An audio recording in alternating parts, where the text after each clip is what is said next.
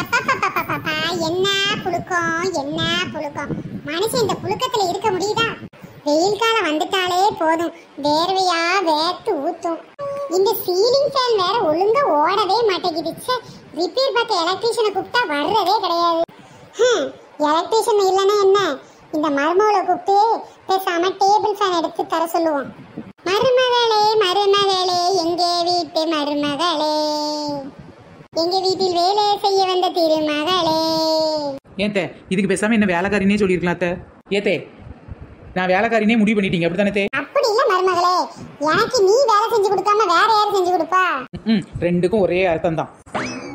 சரி, இப்ப எதுக்கு தான் கூப்பிட்டீங்க அதையாவது சொல்லுங்க, சொல்லி தொலைங்க. அது வேற ஒண்ணு இல்ல மருமகளே, வெளியில போயிட்டு வந்தேன் பாத்துக்க, ஒரே வெயிலு வெயிலு வெயிலு, வெக்க வெக்க வெக்க. வீட்டுக்குள்ள வந்தா கத கத கத கதன்னு புழுங்கி கொட்டுது. இந்த சீலிங் ஃபேன் வேற ஓடல. சீலிங் ஃபேன் ஓடலன்னா எலக்ட்ரீஷியன் சொல்லுங்க. என்கிட்ட ஏன் சொல்றீங்க? அதை ஏன் கேக்குற மருமகளே, எலக்ட்ரீஷியன் வர்றதுக்குள்ள நான் வேர்வையிலே கரைஞ்சு போயிடும் போல. அப்படியாவது கொஞ்சம் உடம்பு குறையுதுன்னு பாப்போம். அம்மா, நான் வேர்வையில கரைஞ்சு போக முன்னாடி அந்த டேபிள் ஃபேனை தீக்காந்து போடு மருமகளே, போடு. என்னத்த சொல்றீங்க? டேபிள் ஃபேனை தூக்கி போடவா? ஐயோ பாத்தைக்கு வலிக்குமே. எத்தே டேபிள் ஃபேன்லாம் வலிக்கும்.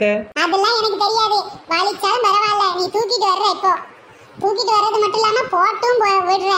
வலிக்குமாம்ல? வலிக்கும். வெளியில வெயில்ல அணைஞ்சிட்டு வந்த எனக்கே கால் கை வலிக்கல, இந்த டேபிள் ஃபேனை தூக்கிட்டு வர்றதுக்குள்ள இவளுக்கு கால் கை வலிக்கிறாக்கும். என்ன இந்த அவங்களே டேபிள் ஃபேனை போட சொல்றாங்க. சரி போட்டுருவோம், நமக்கு என்ன வந்துச்சு, வலிச்சாலும் பரவாயில்லன்றாங்களே.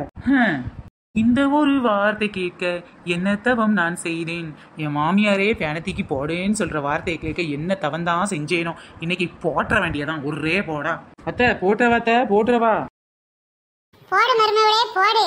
போடத்தான் நினைக்கிறேன், பாவம் என்று தவிக்கிறேன், மண்டை உடைஞ்சிருமே. ஃபேன் போட்டா நல்லா குளுகுளுன்னு தானே காத்தடிக்கும், ஏன் மருமகளே மண்டை உடையும்?